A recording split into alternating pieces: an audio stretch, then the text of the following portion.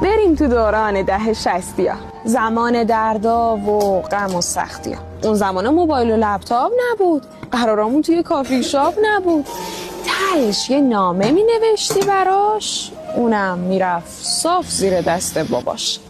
یه جوری پس گردنی رو میخوردی، عشقا همونجا از یادت میبردی.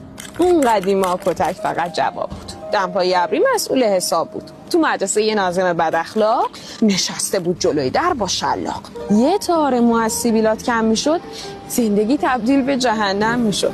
دخترامون همه شبیه اکبر، تیپ و قیافه ها خراب و پرپر.